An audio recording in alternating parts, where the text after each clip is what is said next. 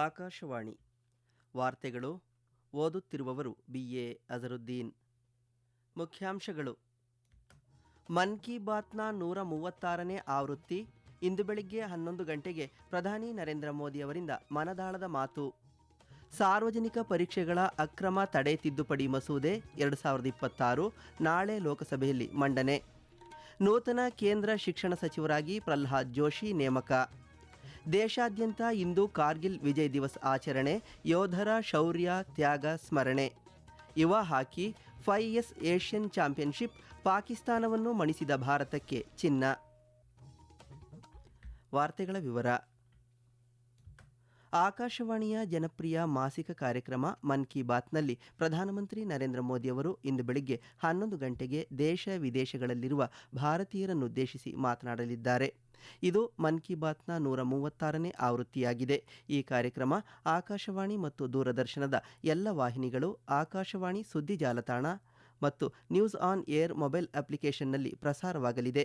ಈ ಕಾರ್ಯಕ್ರಮ Akashvani, DD news, ಪ್ರಧಾನಮಂತ್ರಿ ಕಚೇರಿ ಹಾಗೂ ವಾರ್ತಾ ಮತ್ತು ಪ್ರಸಾರ ಸಚಿವಾಲಯದ ಯೂಟ್ಯೂಬ್ ವಾಹಿನಿಗಳಲ್ಲಿಯೂ ನೇರ ಪ್ರಸಾರ ಮಾಡಲಾಗುತ್ತದೆ. ಹಿಂದಿ ಪ್ರಸಾರದ ನಂತರ ಪ್ರಾದೇಶಿಕ ಭಾಷೆಗಳಲ್ಲಿ ಕಾರ್ಯಕ್ರಮ ಬಿತ್ತರಗೊಳ್ಳಲಿದೆ. ಸಾರ್ವಜನಿಕ ಪರೀಕ್ಷೆಗಳ ಅಕ್ರಮ ತಡೆ ತಿದ್ದುಪಡಿ ಮಸೂದೆ 2026 ಕೇಂದ್ರ ಸರ್ಕಾರ ನಾಳೆ ಲೋಕಸಭೆಯಲ್ಲಿ ಮಂಡಿಸಲಿದೆ. 2024ರ ಸಾರ್ವಜನಿಕ ಪರೀಕ್ಷೆಗಳ ಅಕ್ರಮ ತಡೆ ಕಾಯ್ದೆಗೆ ತಿದ್ದುಪಡಿ ತರಲು ಈ ಮಸೂದೆ ಉದ್ದೇಶಿಸಿದ್ದು, ಕೇಂದ್ರ ಸಚಿವ ಡಾ ಜಿತೇಂದ್ರ ಸಿಂಗ್ ಮಸೂದೆಯನ್ನು ಮಂಡಿಸಲಿದ್ದಾರೆ. ಪ್ರಶ್ನೆ ಪತ್ರಿಕೆ ಸೋರಿಕೆ ಹಾಗೂ ಪರೀಕ್ಷಾ ಅಕ್ರಮ ಪ್ರಕರಣಗಳಲ್ಲಿ ತ್ವರಿತ ನ್ಯಾಯಾಲಯಗಳ ಸ್ಥಾಪನೆ ಮತ್ತು ಕಠಿಣ ಶಿಕ್ಷೆ ವಿಧಿಸುವ ಸಂಬಂಧದ ಕರಡು ಮಸೂದೆಗೆ ಕೇಂದ್ರ ಸಚಿವ ಸಂಪುಟ ಶುಕ್ರವಾರ ಅನುಮೋದನೆ ನೀಡಿತ್ತು. ಕೇಂದ್ರ ಸಚಿವ ಧರ್ಮೇಂದ್ರ ಪ್ರಧಾನ್ ಅವರ ರಾಜೀನಾಮೆಯ ಬಳಿಕ ಕೇಂದ್ರ ಸಚಿವ ಪ್ರಹ್ಲಾದ್ ಜೋಶಿ ಅವರು ನೂತನ ಶಿಕ್ಷಣ ಸಚಿವರಾಗಿ ನೇಮಕಗೊಂಡಿದ್ದಾರೆ. ತಮ್ಮ ಹಾಲಿ ಖಾತೆಗಳ ಜೊತೆಗೆ ಶಿಕ್ಷಣ ಸಚಿವಾಲಯದ ಹೆಚ್ಚುವರಿ ಜವಾಬ್ದಾರಿಯನ್ನು ಅವರಿಗೆ ವಹಿಸಲಾಗಿದೆ.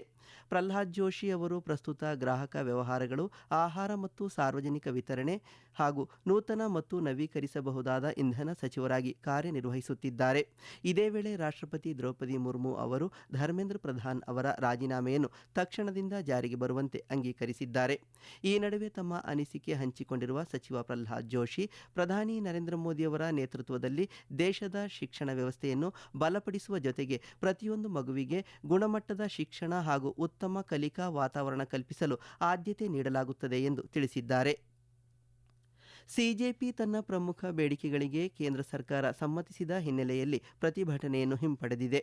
ಕೇಂದ್ರ ಸಚಿವರಾದ JP ನಡ್ಡಾ ಮತ್ತು ಡಾ ಜಿತೇಂದ್ರ ಸಿಂಗ್ ಅವರು ನಿನ್ನೆ ಸಿಜೆಪಿ ನಿಯೋಗದೊಂದಿಗೆ 3ನೇ ಸುತ್ತಿನ ಮಾತುಕತೆ ನಡೆಸಿದರು. ಪರೀಕ್ಷಾ ವ್ಯವಸ್ಥೆಯಲ್ಲಿ ಸುಧಾರಣೆ ಹಾಗೂ ಪ್ರಶ್ನೆ ಪತ್ರಿಕೆ ಸೋರಿಕೆ ತಡೆಗೆ ಸಂಬಂಧಿಸಿದ ಬೇಡಿಕೆಗಳ ಕುರಿತು ಚರ್ಚೆ ನಡೆಯಿತು. ಮಾತುಕತೆಯ ಬಳಿಕ ಸುದ್ದಿಗೋಷ್ಠಿಯಲ್ಲಿ ಮಾತನಾಡಿದ JP ನಡ್ಡಾ, ಪ್ರತಿಭಟನಾಕಾರರ ವಿರುದ್ಧ ಯಾವುದೇ ಕ್ರಮ ಕೈಗೊಳ್ಳುವುದಿಲ್ಲ, FIR ದಾಖಲಿಸದಿರಲು ಸರ್ಕಾರ ಒಪ್ಪಿಕೊಂಡಿದೆ ಎಂದು ತಿಳಿಸಿದರು. ಈಗಾಗಲೇ ದಾಖಲಾಗಿರುವ FIRಗಳನ್ನು ಹಿಂಪಡೆಯಲಾಗುವುದು ಎಂದು ಹೇಳಿದರು. ನೀಟ್ UG ಪ್ರಶ್ನೆ ಪತ್ರಿಕೆ ಸೋರಿಕೆ ಪ್ರಕರಣದ ಹಿನ್ನೆಲೆಯಲ್ಲಿ ಆತ್ಮಹತ್ಯೆ ಮಾಡಿಕೊಂಡವರ ಕುಟುಂಬಗಳಿಗೆ ನಿಯಮಾನುಸಾರ ಗರಿಷ್ಠ ಪರಿಹಾರ ಒದಗಿಸಲಾಗುವುದು ಎಂದು ಅವರು ಹೇಳಿದರು. ಸಿಜೆಪಿ ರಾಷ್ಟ್ರೀಯ ವಕ್ತಾರ ಸೌರವ್ ದಾಸ್, ಸರ್ಕಾರ ಒಪ್ಪಿಕೊಂಡಿರುವ ಭರವಸೆಗಳನ್ನು ನಿಗದಿತ ಅವಧಿಯಲ್ಲಿ ಜಾರಿಗೊಳಿಸುವ ವಿಶ್ವಾಸದೊಂದಿಗೆ ಪ್ರತಿಭಟನೆ ಹಿಂಪಡೆಯುವುದಾಗಿ ಘೋಷಿಸಿದರು. ಈ ವಾರ್ತೆಗಳನ್ನು ಆಕಾಶವಾಣಿಯಿಂದ ಕೇಳುತ್ತಿದ್ದೀರಿ.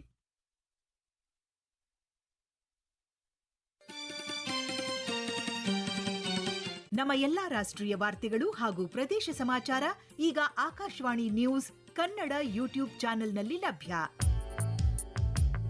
ನಮ್ಮ ಎಕ್ಸ್ ಖಾತೆ ಮತ್ತು ಇನ್ಸ್ಟಾಗ್ರಾಂ ಖಾತೆ ಆಕಾಶವಾಣಿ ನ್ಯೂಸ್ ಕನ್ನಡ. ಹೆಚ್ಚಿನ ಮಾಹಿತಿಗಾಗಿ ನಮ್ಮ ಫೇಸ್ಬುಕ್ ಖಾತೆ AIR ಕನ್ನಡ ನ್ಯೂಸ್ ಅನುಸರಿಸಿ. ಮಾಹಿತಿಯ ಹೂರಣ ವಾರದ ಕಾರ್ಯಕ್ರಮ ಪ್ರಚಲಿತ ವಿದ್ಯಮಾನ ಪ್ರತಿ ಬುಧವಾರ 9:15ಕ್ಕೆ.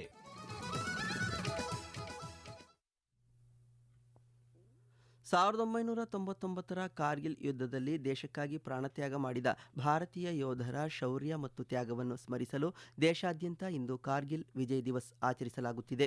ಈ ದಿನವು ಕಾರ್ಗಿಲ್ ಯುದ್ಧದಲ್ಲಿ ಪಾಕಿಸ್ತಾನದ ವಿರುದ್ಧ ಭಾರತ ಸಾಧಿಸಿದ ವಿಜಯದ 27ನೇ ವಾರ್ಷಿಕೋತ್ಸವ ಹಾಗೂ ಆಪರೇಷನ್ ವಿಜಯ್ ಯಶಸ್ವಿಯಾಗಿ ಪೂರ್ಣಗೊಂಡ ದಿನದ ಸ್ಮರಣಾರ್ಥ ಆಚರಿಸಲಾಗುತ್ತಿದೆ. ಈ ಕಾರ್ಯಾಚರಣೆಯಲ್ಲಿ ಭಾರತೀಯ ಸಶಸ್ತ್ರ ಪಡೆಗಳು ಜಮ್ಮು ಕಾಶ್ಮೀರದ ಕಾರ್ಗಿಲ್ ಪ್ರದೇಶದಲ್ಲಿ ಪಾಕಿಸ್ತಾನದ ಸೈನಿಕರು ಹಾಗೂ ಉಗ್ರರು ಅತಿಕ್ರಮಿಸಿಕೊಂಡಿದ್ದ ಪ್ರದೇಶಗಳನ್ನು ಮರಳಿ ವಶಪಡಿಸಿಕೊಂಡಿದ್ದವು. ಕಾರ್ಗಿಲ್ ವಿಜಯ್ ದಿವಸದ ಅಂಗವಾಗಿ ರಕ್ಷಣಾ ಸಚಿವ ರಾಜನಾಥ್ ಸಿಂಗ್ ಅವರು ರಾಷ್ಟ್ರ ರಕ್ಷಣೆಗಾಗಿ ಪ್ರಾಣತ್ಯಾಗ ಮಾಡಿದ ವೀರ ಯೋಧರಿಗೆ ಗೌರವ ನಮನ ಸಲ್ಲಿಸಿದ್ದಾರೆ. ಸಾಮಾಜಿಕ ಜಾಲತಾಣದಲ್ಲಿ ಸಚಿವರು 1999ರ ಕಾರ್ಗಿಲ್ ಯುದ್ಧದಲ್ಲಿ ದುರ್ಗಮ ಪರ್ವತ ಶಿಖರಗಳಲ್ಲಿ ಅಸಾಧಾರಣ ಶೌರ್ಯ ಪ್ರದರ್ಶಿಸಿದ ಭಾರತೀಯ ಯೋಧರಿಗೆ ದೇಶ ಸದಾ ಋಣಿಯಾಗಿರಲಿದೆ ಎಂದು ಹೇಳಿದ್ದಾರೆ.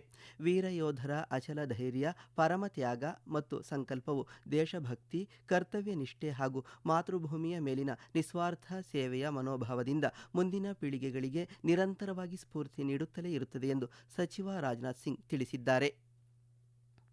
ರಾಷ್ಟ್ರಪತಿ ದ್ರೌಪದಿ ಮುರ್ಮು ಅವರು ಮಾಲ್ಡೋವಾ, ಉತ್ತರ ಮ್ಯಾಸಿಡೋನಿಯಾ ಹಾಗೂ ರೊಮೇನಿಯಾ ರಾಷ್ಟ್ರಗಳ ಭೇಟಿಯನ್ನು ಪೂರ್ಣಗೊಳಿಸಿ ಇಂದು ಬೆಳಿಗ್ಗೆ ನವದೆಹಲಿಗೆ ಮರಳಿದ್ದಾರೆ. ಭೇಟಿಯ ವೇಳೆ ಮೂರೂ ರಾಷ್ಟ್ರಗಳ ಉನ್ನತ ನಾಯಕರೊಂದಿಗೆ ದ್ವಿಪಕ್ಷೀಯ ಮಾತುಕತೆ ನಡೆಸಿದ ರಾಷ್ಟ್ರಪತಿಗಳು ವ್ಯಾಪಾರ ವೇದಿಕೆಗಳನ್ನು ಉದ್ದೇಶಿಸಿ ಮಾತನಾಡಿದರು ಹಾಗೂ ಭಾರತೀಯ ಸಮುದಾಯದ ಸದಸ್ಯರೊಂದಿಗೆ ಸಂವಾದ ನಡೆಸಿದರು. ಈ ಭೇಟಿ ಹಲವು ಐತಿಹಾಸಿಕ ಮೈಲುಗಲ್ಲುಗಳಿಗೆ ಸಾಕ್ಷಿಯಾಗಿದೆ. ಮಾಲ್ಡೋವಾ ಮತ್ತು ಉತ್ತರ ಮ್ಯಾಸಿಡೋನಿಯಾಗೆ ಭಾರತದ ರಾಷ್ಟ್ರಪತಿಯ ಮೊದಲ ಸರ್ಕಾರಿ ಭೇಟಿ ಇದಾಗಿದ್ದು, ರೊಮೇನಿಯಾಕ್ಕೆ 3 ದಶಕಗಳ ಬಳಿಕ ನಡೆದ ಮೊದಲ ರಾಷ್ಟ್ರಪತಿಗಳ ಭೇಟಿ ಎಂಬ ಹೆಗ್ಗಳಿಕೆಯೂ ಪಡೆದಿದೆ. ರೊಮೇನಿಯಾದ ಬುಕಾರೆಸ್ಟ್ ಆರ್ಥಿಕ ಅಧ್ಯಯನ ವಿಶ್ವವಿದ್ಯಾಲಯವು ರಾಷ್ಟ್ರಪತಿ ಮುರ್ಮು ಅವರಿಗೆ ಗೌರವ ಡಾಕ್ಟರೇಟ್ ನೀಡಿ ಸನ್ಮಾನಿಸಿತು. ಭಾರತ ಮತ್ತು ಪೂರ್ವ ಯುರೋಪಿನ ರಾಷ್ಟ್ರಗಳ ನಡುವಿನ ಬಾಂಧವ್ಯಕ್ಕೆ ಈ ಭೇಟಿ ಹೊಸ ಚೈತನ್ಯ ನೀಡಿದೆ. ಪ್ರಧಾನಮಂತ್ರಿ ನರೇಂದ್ರ ಮೋದಿ ಅವರು ಇಂದು ಸಂಜೆ 4:30ಕ್ಕೆ ವಿಡಿಯೋ ಸಂವಾದದ ಮೂಲಕ ವಿಕಸಿತ ವೈಬ್ರೆಂಟ್ ವಿಲೇಜ್ ಕಾರ್ಯಕ್ರಮ 2026ರಲ್ಲಿ ಭಾಗವಹಿಸುವವರೊಂದಿಗೆ ಸಂವಾದ ನಡೆಸಲಿದ್ದಾರೆ. ದೇಶದ ಎಲ್ಲ ರಾಜ್ಯಗಳು ಮತ್ತು ಕೇಂದ್ರಾಡಳಿತ ಪ್ರದೇಶಗಳನ್ನು ಪ್ರತಿನಿಧಿಸುವ 400ಕ್ಕೂ ಹೆಚ್ಚು ಯುವಕರು ಈ ಸಂವಾದದಲ್ಲಿ ಭಾಗವಹಿಸಲಿದ್ದಾರೆ. ಕಳೆದ ತಿಂಗಳ 4ರಿಂದ 30ರವರೆಗೆ 2 ಹಂತಗಳಲ್ಲಿ ಲಡಾಖ್, ಹಿಮಾಚಲ ಪ್ರದೇಶ ಹಾಗೂ ಉತ್ತರಾಖಂಡದ 74 ಗಡಿ ಗ್ರಾಮಗಳಲ್ಲಿ ಈ ಕಾರ್ಯಕ್ರಮ ಆಯೋಜಿಸಲಾಗಿತ್ತು. ದೇಶವ್ಯಾಪಿ ಆನ್ಲೈನ್ ರಸಪ್ರಶ್ನೆ ಸ್ಪರ್ಧೆಯ ಮೂಲಕ 3 ಲಕ್ಷಕ್ಕೂ ಹೆಚ್ಚು ಯುವಕರಲ್ಲಿ ಆಯ್ಕೆಯಾದವರು ಕಾರ್ಯಕ್ರಮದಲ್ಲಿ ಪಾಲ್ಗೊಂಡಿದ್ದರು. ಕಾರ್ಯಕ್ರಮದ ಅಂಗವಾಗಿ ಯುವಕರು ಸ್ಥಳೀಯ ಸಮುದಾಯಗಳೊಂದಿಗೆ ವಾಸವಿದ್ದು ಸ್ವಚ್ಛತಾ ಅಭಿಯಾನ, ಸರ್ಕಾರಿ ಯೋಜನೆಗಳ ಜಾಗೃತಿ ಕಾರ್ಯಕ್ರಮ, ಯುವ ಸಮಾವೇಶ, ಸಾಂಸ್ಕೃತಿಕ ವಿನಿಮಯ, ಮಾದರಿ ಪಂಚಾಯಿತಿ ಚಟುವಟಿಕೆ, ಸ್ಥಳೀಯ ಕುಶಲಕರ್ಮಿಗಳೊಂದಿಗೆ ಸಂವಾದ ಹಾಗೂ ಕಾರ್ಯತಂತ್ರದ ಮಹತ್ವದ ಸಂಸ್ಥೆಗಳ ಭೇಟಿ ಸೇರಿದಂತೆ ವಿವಿಧ ಚಟುವಟಿಕೆಗಳಲ್ಲಿ ಭಾಗವಹಿಸಿದ್ದರು. ಈ ಕಾರ್ಯಕ್ರಮವು ಗಡಿಭಾಗಗಳ ಸಾಮಾಜಿಕ ಆರ್ಥಿಕ ಪರಿಸ್ಥಿತಿ, ಸಾಂಸ್ಕೃತಿಕ ಪರಂಪರೆ ಮತ್ತು ಅಭಿವೃದ್ಧಿಯ ಆಶಯಗಳನ್ನು ಯುವಕರಿಗೆ ನೇರವಾಗಿ ಪರಿಚಯಿಸುವುದರ ಜೊತೆಗೆ ರಾಷ್ಟ್ರೀಯ ಏಕತೆ ಹಾಗೂ ಗಡಿಗ್ರಾಮಗಳ ಕಾರ್ಯತಂತ್ರದ ಮಹತ್ವದ ಕುರಿತು ಅರಿವು ಮೂಡಿಸಿದೆ. ಸಿಕ್ಕಿಂನ ನಾಥುಲಾ ಮಾರ್ಗದ ಮೂಲಕ ಕೈಲಾಸ ಮಾನಸ್ ಸರೋವರ ಯಾತ್ರೆ ಕೈಗೊಂಡಿದ್ದ 5ನೇ ತಂಡವು ಪವಿತ್ರ ಯಾತ್ರೆಯನ್ನು ಯಶಸ್ವಿಯಾಗಿ ಪೂರ್ಣಗೊಳಿಸಿ ಸುರಕ್ಷಿತವಾಗಿ ಗ್ಯಾಂಗ್ಟಾಕ್ಗೆ ಮರಳಿದೆ. ಎಫ್ಐಎಚ್ ಯುವ ಹಾಕಿ 5S ಏಷ್ಯನ್ ಚಾಂಪಿಯನ್ಶಿಪ್ನ ಪುರುಷರ ಫೈನಲ್ನಲ್ಲಿ ಭಾರತ ಸಾಂಪ್ರದಾಯಿಕ ಎದುರಾಳಿ ಪಾಕಿಸ್ತಾನವನ್ನು 3-1 ಗೋಲುಗಳಿಂದ ಮಣಿಸಿ ಚಾಂಪಿಯನ್ ಪಟ್ಟ ಅಲಂಕರಿಸಿದೆ. ರೋಮಿತ್ ಪಾಲ್, ನಾಯಕ ಕೇತನ ಕುಶ್ವಾಹ ಹಾಗೂ ಶಾರುಖ್ ಅಲಿ ಗಳಿಸಿದ ಗೋಲುಗಳ ನೆರವಿನಿಂದ ಭಾರತ ಪ್ರಶಸ್ತಿ ಗೆದ್ದಿತು. ಈ ಗೆಲುವಿನೊಂದಿಗೆ ಭಾರತ ಎಲೈಟ್ ಪೂಲ್ ಅಂಕಪಟ್ಟಿಯಲ್ಲೂ ಅಗ್ರಸ್ಥಾನ ಪಡೆದಿದೆ.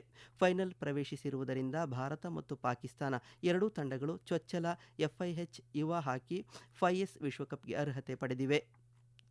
ಇದೇ ವೇಳೆ ಮಹಿಳೆಯರ ವಿಭಾಗದಲ್ಲಿ ಭಾರತದ ಕಿರಿಯರ ತಂಡ ಚೀನಾದ ವಿರುದ್ಧ ಫೈನಲ್ನಲ್ಲಿ ಹೋರಾಟದ ಪ್ರದರ್ಶನ ನೀಡಿದರೂ ಬೆಳ್ಳಿ ಪದಕಕ್ಕೆ ತೃಪ್ತಿಪಟ್ಟಿತು. 2 ಭಾರತೀಯ ತಂಡಗಳ ಸಾಧನೆಯನ್ನು ಅಭಿನಂದಿಸಿರುವ ಹಾಕಿ ಇಂಡಿಯಾ ಪುರುಷರ ಚಿನ್ನದ ಪದಕ ವಿಜೇತ ತಂಡದ ಪ್ರತಿಯೊಬ್ಬ ಆಟಗಾರರಿಗೆ 2 ಲಕ್ಷ ರೂಪಾಯಿ ಹಾಗೂ ಸಹಾಯಕ ಸಿಬ್ಬಂದಿಯ ಪ್ರತಿಯೊಬ್ಬ ಸದಸ್ಯರಿಗೆ 1 ಲಕ್ಷ ರೂಪಾಯಿ ನಗದು ಬಹುಮಾನ ಘೋಷಿಸಿದೆ.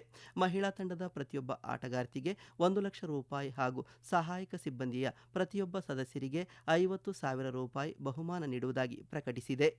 ಕೊನೆಯಲ್ಲಿ ಮತ್ತೊಮ್ಮೆ ಮುಖ್ಯಾಂಶಗಳು. ಮನ್ ಕಿ ಬಾತ್ನ 136ನೇ ಆವೃತ್ತಿ ಇಂದು ಬೆಳಿಗ್ಗೆ 11 ಗಂಟೆಗೆ ಪ್ರಧಾನಿ ನರೇಂದ್ರ ಮೋದಿ ಅವರಿಂದ ಮನದಾಳದ ಮಾತು. ಸಾರ್ವಜನಿಕ ಪರೀಕ್ಷೆಗಳ ಅಕ್ರಮ ತಡೆ ತಿದ್ದುಪಡಿ ಮಸೂದೆ 2026 ನಾಳೆ ಲೋಕಸಭೆಯಲ್ಲಿ ಮಂಡನೆ. ನೂತನ ಕೇಂದ್ರ ಶಿಕ್ಷಣ ಸಚಿವರಾಗಿ ಪ್ರಹ್ಲಾದ್ ಜೋಶಿ ನೇಮಕ. ದೇಶಾದ್ಯಂತ ಇಂದು ಕಾರ್ಗಿಲ್ ವಿಜಯ್ ದಿವಸ್ ಆಚರಣೆ, ಯೋಧರ ಶೌರ್ಯ ತ್ಯಾಗ ಸ್ಮರಣೆ. ಯುವ ಹಾಕಿ 5S ಏಷ್ಯನ್ ಚಾಂಪಿಯನ್ಶಿಪ್, ಪಾಕಿಸ್ತಾನವನ್ನು ಮಣಿಸಿದ ಭಾರತಕ್ಕೆ ಚಿನ್ನ. ಇಲ್ಲಿಗೆ ವಾರ್ತಾ ಪ್ರಸಾರ ಮುಕ್ತಾಯವಾಯಿತು. ನಮ್ಮ ಮುಂದಿನ ವಾರ್ತಾ ಪ್ರಸಾರ ಈ ಮಧ್ಯಾಹ್ನ 12ಕ್ಕೆ.